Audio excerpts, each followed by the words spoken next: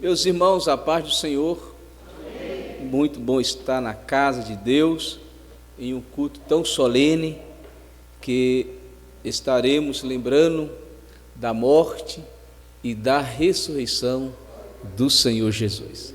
Só por este fato mereceu a nossa vinda a este lugar, pois significa que Deus nos susteve mais um mês na presença dele e nos sustentará até a sua volta.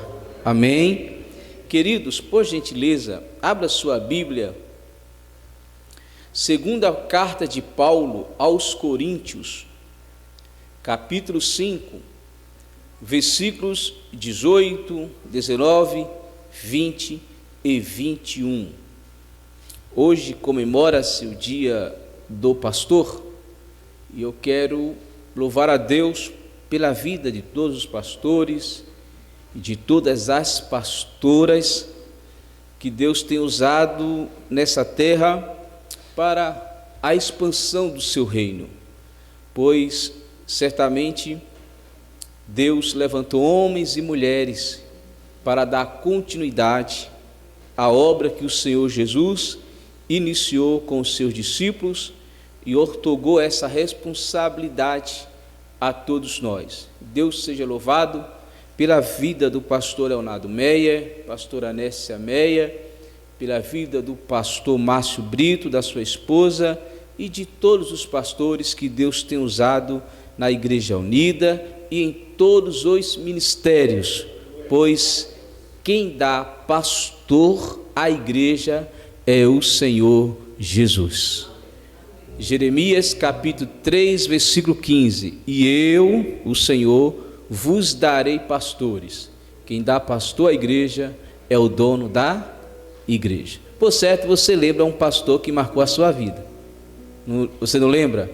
Eu tenho vários pastores, irmãos. Começar pela minha casa, meu pai e meu irmão e meu cunhado, que são pastores, e outros pastores que, se a gente for ficar aqui, mas eu louvo a Deus pela vida de cada um teve a sua importância. Então receba o meu abraço e creio que o abraço da igreja para com todos os nossos pastores. Amém?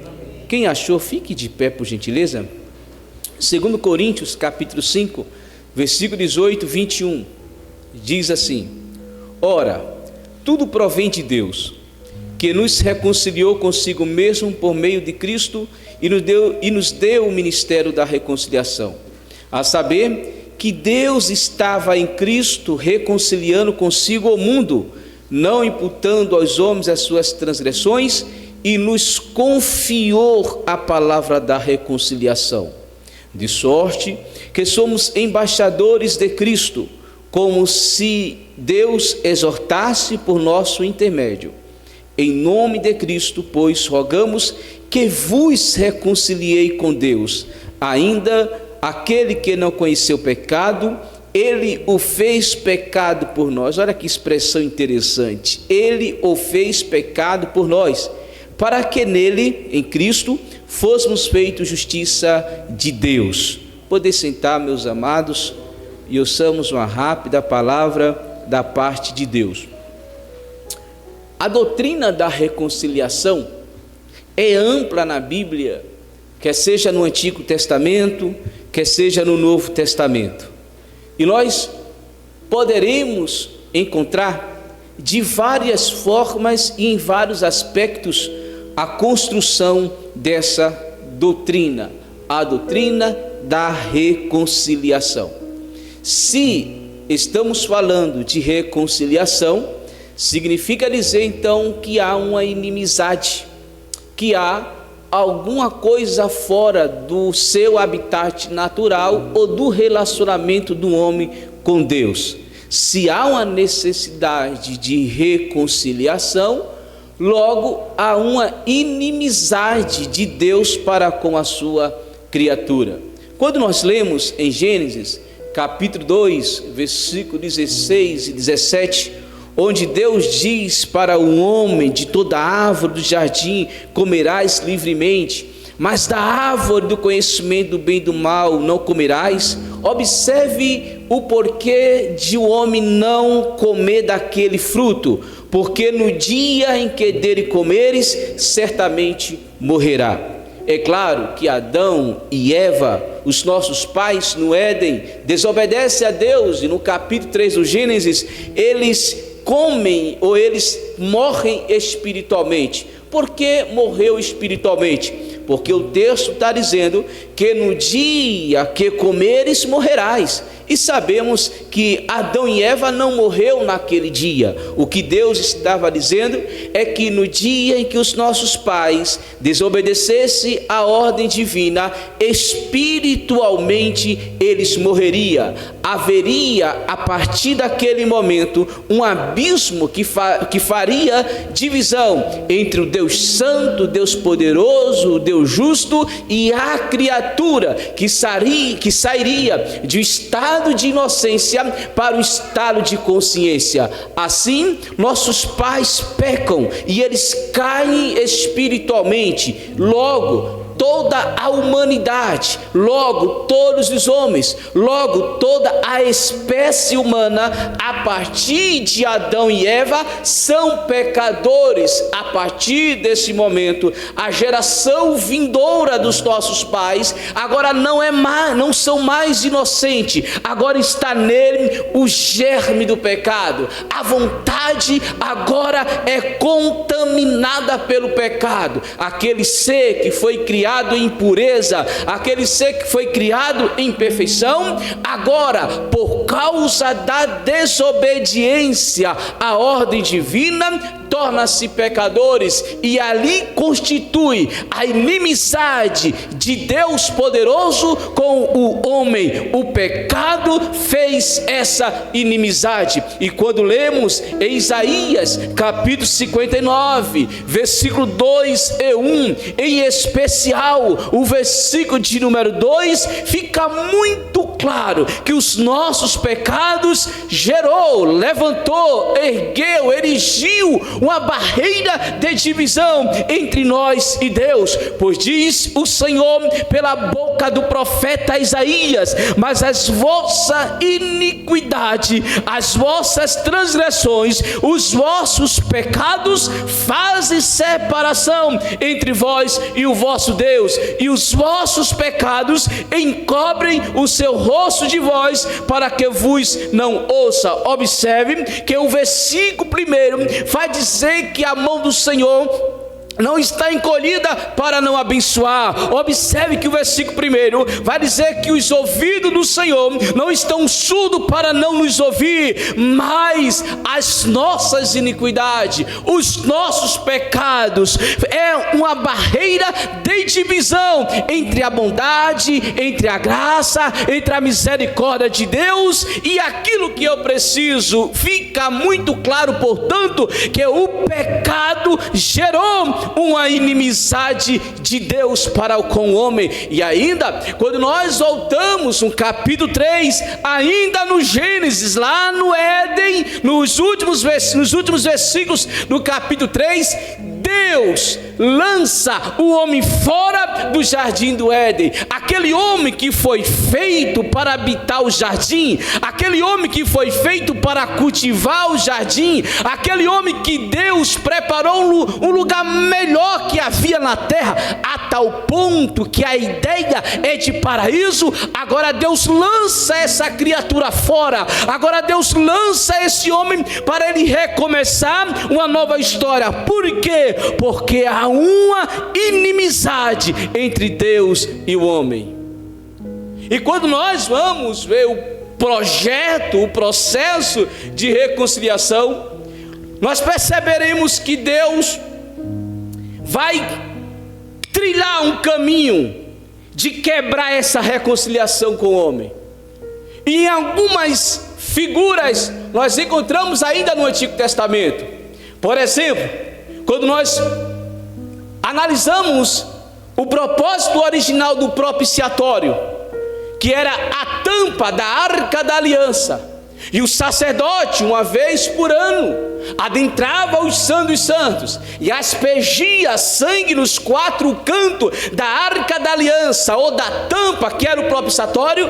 A ideia era de aplacar a ira de Deus. Era uma ideia ou uma figura, ou uma metáfora, ou um simbolismo de que Deus, através do sangue, estava rompendo a inimizade com o homem. E quando ainda vemos em todos os cerimoniais, principalmente no livro de Levítico, todos os cerimoniais, todos os rituais, todas as festas, todos os sacrifícios apontavam para Cristo, apontavam que aquela inimizade que começou lá no Éden, uma hora ia cair por terra. E até mesmo o Novo Testamento vai confirmar essa ideia de reconciliação. O apóstolo Paulo utiliza pelo menos 2 palavras gregas para dar a ideia de que a reconciliação é uma iniciativa de Deus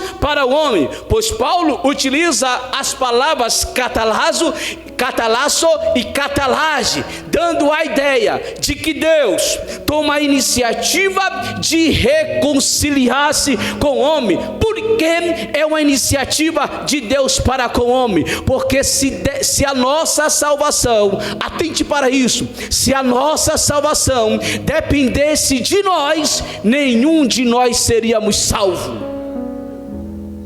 Se a salvação dependesse da minha capacidade, se a salvação dependesse das minhas ações, das minhas obras, eu seria o primeiro lançado no inferno. Mas como a salvação, como a reconciliação é um processo que inicia em Deus, aqui estamos para louvar e para exaltar o nome do Senhor.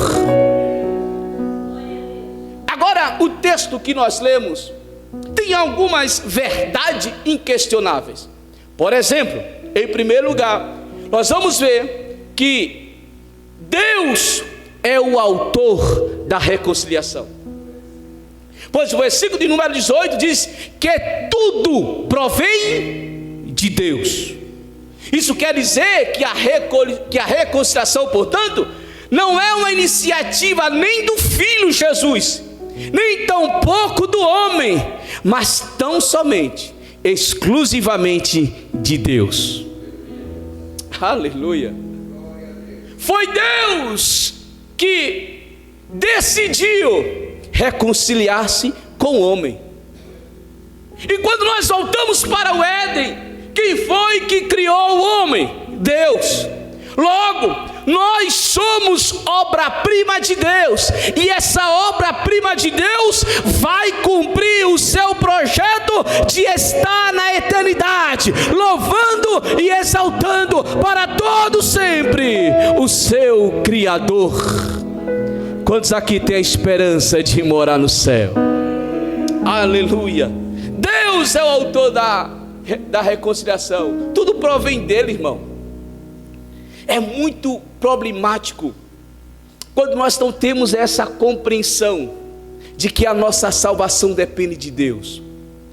Por incrível que pareça, o homem na salvação, no processo da salvação, é um ser passivo. O ativo é Deus. A salvação é uma obra do começo ao fim de Deus. A salvação não está nas minhas mãos. A salvação não está nas suas mãos. Nós não pagamos preço para ser salvo. O preço já foi pago na cruz do Calvário. O Senhor Jesus morreu por todos nós. A reconciliação provém de Deus. Você pode dizer para o irmão que está do seu lado: fica tranquilo. Diz para ele, senão ele dorme. Fica tranquilo, que a reconciliação é iniciativa de Deus. Mas também, os versículos 18 e 19 do texto que nós lemos, ainda nos ensina que o agente dessa reconciliação é Cristo.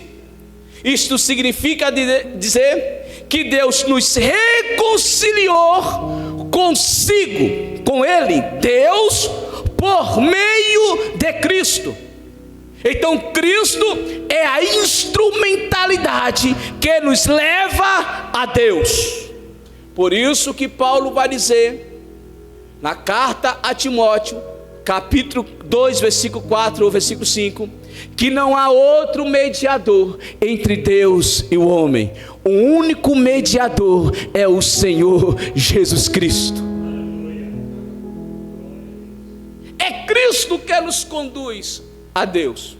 Não existe outro caminho, não existe outro atalho. Você pode gostar do bispo, você pode gostar do papa, você pode gostar do reverendo, você pode gostar do pastor, você pode gostar do teólogo, você pode gostar do professor, você pode gostar do expert, o nome que você queira dar, mas para chegar a Deus é através de Cristo. Deus tomou a iniciativa de nos reconciliar com Ele através do seu Filho Jesus Cristo. Quantos aqui foram alcançados por Cristo? É Cristo, irmão. Não tem outro meio, é Cristo. É Cristo que nos sustenta, é Cristo que nos fortalece, é Cristo que nos leva a Deus. É Cristo, não tem outro caminho. Não é os seus méritos, não são as suas obras, não é a sua capacidade intelectual, não é o seu poder aquisitivo, é Cristo. Deus reconciliou o homem consigo mesmo por meio de Cristo. Agora, interessante que ainda esse versículo nos ensina que o meio da reconciliação, conforme o versículo 19, é que Deus não imputou aos homens as suas transgressões. O meio que Deus vai utilizar para reconciliar a sua criatura que está longe dele é não imputando os seus pecados. Significa dizer que se Deus não imputou os nossos pecados a nós mesmos, alguém teve que levar os nossos pecados. Se Deus não nos imputou os nossos pecados, as nossas transgressões, fica muito evidente que alguém teve que nos substituir na cruz do Calvário. E eu abro um parênteses para te dizer, aquela cruz nunca foi de Jesus. Aquela coroa de espinho, de 72 espinhos que perfurava a sua cabeça, nunca foi de Jesus. Aquela humilhação que Jesus viveu nos seus algozes não era para ele. Aqui estou eu.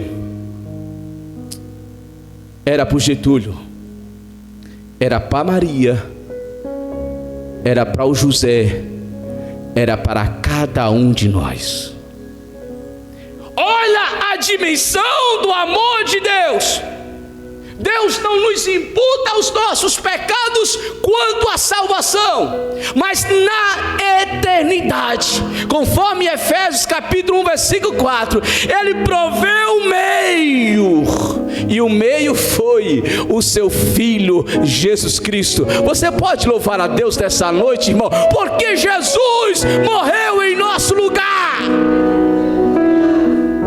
Jesus morreu em teu lugar, irmão. Mas também ainda o versículo, esse texto nos mostra, é a extensão dessa reconciliação. Porque se fizermos uma conexão do capítulo 3 do Gênesis com o capítulo 8 de Romanos, veremos que o pecado afetou toda a criação. O pecado não só afetou o homem, Adão e Eva e a sua prole. O pecado afetou o cosmos, o universo, toda a criação. Por isso que Paulo diz no capítulo 8 de Romanos que a natureza geme desejando a sua redenção. Logo, o homem, obra-prima de Deus, com toda a casa, o cosmos, o universo, a criação, também foram impactadas pelo pecado. Paulo diz aos Colossenses, capítulo 1, versículo 20: e que havendo feito a paz pelo sangue da sua cruz, por meio dele, Jesus, reconciliasse consigo mesmo todas as coisas, observe, todas as coisas, quer sobre a terra, quer sobre os céus. Toda a criação foi afetada pelo pecado, e através da morte de Cristo, a criação um dia será reconciliada com o seu Criador, e essa é a nossa esperança de vivermos eternamente na Nova Jerusalém. Além da criação, nós também fomos afetados diretamente. Irmão, eu tenho muita dificuldade quando a pessoa se apresenta como quarto membro da Trindade. O que seria isso mais ou menos? A última Coca-Cola do deserto. A última, lá em Minas é biscoito, bolacha. O último biscoitinho do pacote. Não, deixa eu te falar. Sabe o que nós somos? Eu vou usar o texto de Apocalipse para você não ficar bravo comigo. Sabe o que nós somos? Miserável. Foi isso que Deus disse para a igreja de Laodiceia? Pobre, cego e nu. É a Bíblia que está dizendo. Então você não pode me pegar depois do culto. Nós não somos bons não, irmão. Bom é Deus. Nós temos uma natureza terrível.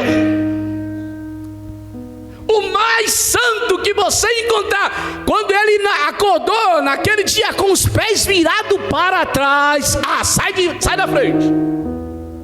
Panela de pressão voa, Karate Kid,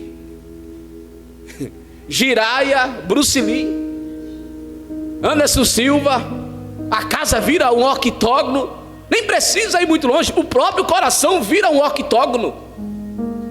Nós não somos tão bons como imaginamos, não.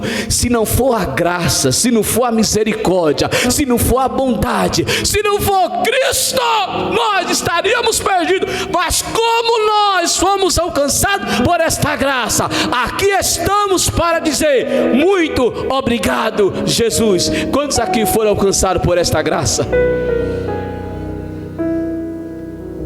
Agora, interessante que qual foi o tempo que Deus nos reconciliou ou reconciliou a sua criatura com Ele?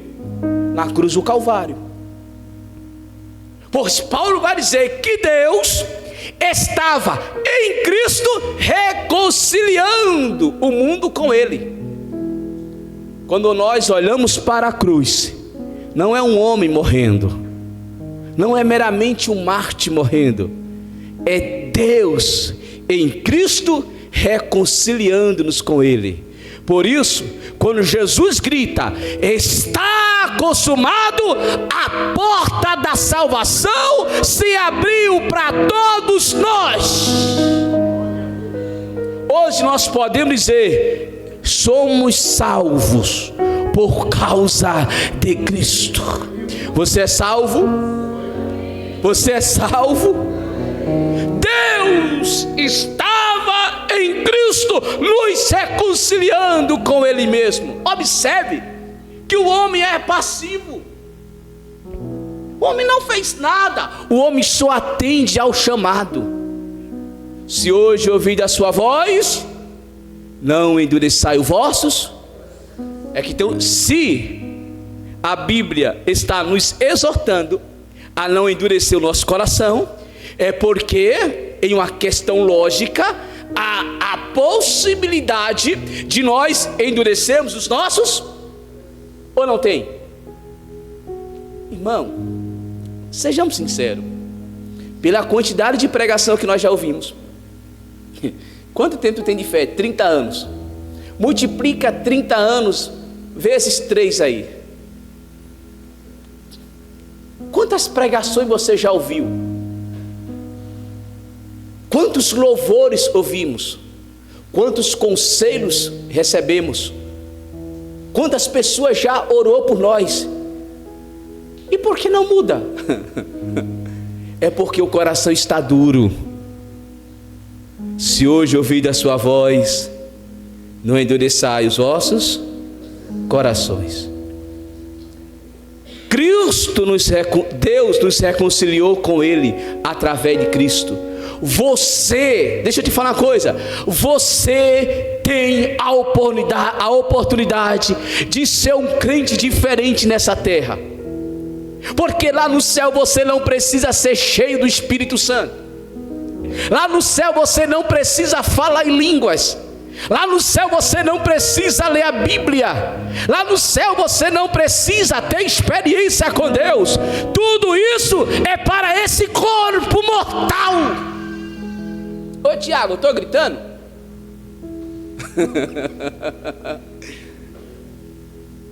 É nessa terra que nós temos que experimentar tudo isso, irmão. Lá no céu já é o fim da nossa salvação. Então, uma vez que Deus nos reconciliou com Ele, oh meu amado irmão, nós temos a oportunidade de experimentar aquilo que Deus preparou para a sua igreja. Você não é um crente cheio do Espírito Santo se você não quiser, ou não é?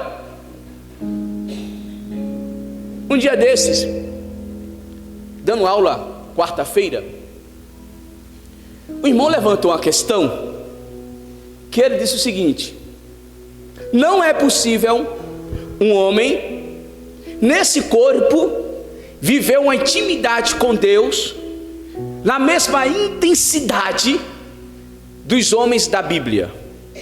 E você sabe que quando você levanta uma questão dessa, várias opiniões surgem. Mas a opinião que eu gostei foi de irmão que disse: eu acredito que é possível termos uma intimidade com Deus. E qual é o texto bíblico? É o texto de Elias. Elias foi o homem que orou e Deus mandou fogo do céu, sim ou não? Disse: segundo a minha palavra, não vai ter água. E durante 3 anos e meio não teve água. Mas ele era o santo assim como a gente imagina, um perfeito? Não. Tiago vai dizer que Elias era homem sujeito às mesmas paixões. O que Tiago está dizendo é que Elias não era feito de uma massa diferente que a nossa. Todos nós somos iguais. A diferença é o compromisso que cada um tem com Deus. Se você sair nessa noite dizendo: eu quero mais de Deus, eu quero viver para Deus, eu quero experimentar de Deus, eu quero sentir Deus, eu quero experimentar Deus, eu quero viver para Deus, pode ter certeza que as comportas dos céus se abrirão sobre a sua vida e você viverá momentos de abundância na presença de Deus. Termino dizendo que o ministério da reconciliação nos deu alguns desfrutes, nos deu algumas bênçãos. Olha que interessante, além de Deus reconciliar o homem com Ele, Ele ainda nos dá alguns privilégios. O primeiro privilégio é que, uma vez que o homem é reconciliado com Deus, Paulo diz que Ele nos considera, que Ele nos faz, que Ele nos institui como embaixadores do reino. Você sabia que cada um de nós aqui temos uma função de causar inveja a muita gente? Qual é? Nós somos embaixadores. Você é embaixador. Qual é a função do embaixador? Representar o seu país, não é isso? Nós representamos quem? O reino de Deus, o céu, Cristo, o nome que você queira. Sobre você tem uma responsabilidade. porque Ele nos deu o ministério da reconciliação, conforme o versículo 18, e no versículo 19, Paulo vai usar um termo grego, logon, para dizer que é esse embaixador que tem o ministério da reconciliação, também foi confiado a ele a palavra. Se Ele nos deu o ministério da reconciliação, e nos confiou a palavra, então veja o que Pedro vai dizer na primeira carta, capítulo 2, versículo 9: vós, pois, sois a raça eleita, sacerdócio real, nação santa, povo de propriedade exclusiva de Deus. Para quê? Para que, a fim de proclamardes as virtudes daquele que vos chamou das trevas para a sua maravilhosa luz. Uma vez que nós somos reconciliados com Deus, nós temos que falar desse reino, nós temos que proclamar Cristo, nós temos que anunciar Cristo. É claro, irmão, que nós não só anunciamos Cristo com palavras. O silêncio às vezes é proclamar Cristo, o andar é proclamar Cristo. Nós temos uma missão de falar de Cristo, nós temos a missão de fazer Cristo ser conhecido entre todos, porque nós somos embaixadores desse reino. Uma vez que Cristo te alcançou, você tem essa missão de falar de Cristo. Ou tem vergonha? Irmão, eu não sei vocês, mas eu fui criado debaixo de julgo de que tudo era pecado. Jogar bola, então, Jesus amado, era pecado passivo de exclusão. E o meu pai era o primeiro a dizer: disciplina. Quando a gente ia jogar bola e juntava os da mesma idade, eles falavam assim: mas tu não é crente? Por que tu tá jogando? Sabe aquela facada? Tu disse que é crente porque jogou no imaginário popular de que jogar bola é. Então quando via um filho de crente no meio daquelas pessoas jogando bola, logo tinha alguma coisa errada. Só que eu, irmão, aprendi dentro de casa, Mateus 10, que nós não devemos envergonhar de Cristo, porque se Ele se envergonhar de nós, no último dia Ele nos envergonhará de nós. Aí eu falava: eu jogo bola, mas eu sou crente. Você tem a oportunidade de testemunhar da sua fé na faculdade, na escola, na rua, dentro de casa. Uma vez que você foi reconciliado por Cristo, você é embaixador desse reino. Segundo, uma vez que nós fomos reconciliados com Deus, essa reconciliação produz para nós paz. Paz. Paz. Paulo utiliza em Romanos capítulo 5, versículo 1, o termo justificados, que é o paralelo de reconciliação. E nesse texto ele fala que por causa da nossa justificação ou da nossa reconciliação, temos paz com Deus. Você não precisa tirar sua própria vida. Você não precisa viver em pânico. Cristo é a tua paz.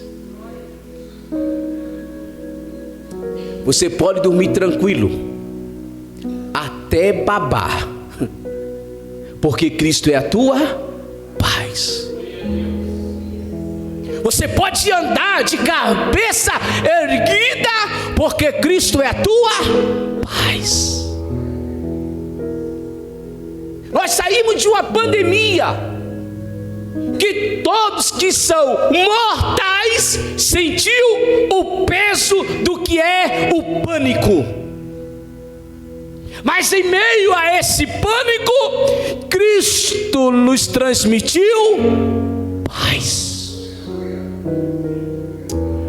A paz que Cristo nos dá não é como o mundo a dá, porque o homem sem Deus fica mais perdido do que cego em tiroteio. Mas nós, apesar de toda a adversidade, ficamos em pé, porque Cristo nos dá paz. Quem tem a paz de Cristo no coração? Apesar que tem uns aí que parece que não tem não, viu, irmão? Tem uns aí que gosta do giraia, que só vive na espada. Irmão, Cristo nos chamou para o reino de paz. Como é gostoso ter a certeza que está em paz. E outra coisa, a paz não é só de mim para Deus, porque essa é muito fácil. Eu estou em paz com Deus, amém? Como o irmão Milton pode me questionar se eu digo que eu estou em paz com Deus? Mas o que João diz? João usa o termômetro de que primeiro eu tenho que ter paz com meu. Eu tendo paz com meu irmão, é prova evidente de que eu tenho paz com Deus. Se eu posso olhar na bolinha dos teus olhos, se eu posso olhar no teu olho, firmar o meu olhar nos seus olhos e dizer: a paz do Senhor, então eu tenho paz com Deus. Mas se eu não tenho condições de olhar na bolinha dos teus olhos e dizer a paz do Senhor, é porque eu não tenho paz com Deus. Uma vez que o crente de fato foi reconciliado com Deus, ele vive em paz com Deus e com seus irmãos. Vamos dar uma provocada para terminar? Dá uma olhadinha para esse irmão que está do teu lado. Dá uma olhadinha para ele. Olha, está em paz com ele? Pode cear? Está tudo em paz? Pode cear em paz? Termino dizendo: a reconciliação nos trouxe acesso a Deus. Olha o que Paulo fala aos Efésios, capítulo 2, versículo 16 ao 18: e reconciliasse ambos em um só corpo com Deus, por meio da cruz, destruindo por ela a inimizade, e vindo evangelizou paz a vós outros que estavas longe, e paz também ao que estava perto, porque por ele ambos temos acesso ao Pai em o Espírito. Ainda em Efésios capítulo 3, versículo 12, Paulo diz: pelo qual temos ousadia e acesso com confiança mediante a fé nele, em Cristo Jesus. Você sabe o que eu acho maravilhoso, irmão? É que o véu do templo se rasgou. Eu e você temos acesso a Deus, apesar de nós sermos quem nós somos, apesar de nós termos as nossas limitações, apesar de nós sermos pequenos, apesar da nossa natureza, apesar de tudo, nós podemos dobrar os nossos joelhos e falar com Deus e ter a certeza que Ele nos responde, porque nós fomos reconciliados com Ele. Agora nós temos acesso ao Pai, agora nós podemos falar com Deus. Agora nós podemos abrir a nossa alma, abrir os nossos corações e nos quebrantar diante dele. Eu e você temos acesso ao trono da graça. Você já parou para pensar, irmão, o que é isso? Um comedor de feijão e arroz como eu posso me ajoelhar e em sinceridade falar com Deus, e não só isso, mas ter a certeza que Ele ouve e que segundo a sua perfeita vontade Ele nos responde. Entra, irmão, nesse Santo dos Santos. Você agora é reconciliado com Deus. O pecado te levou para longe, mas Através de Cristo, você está perto.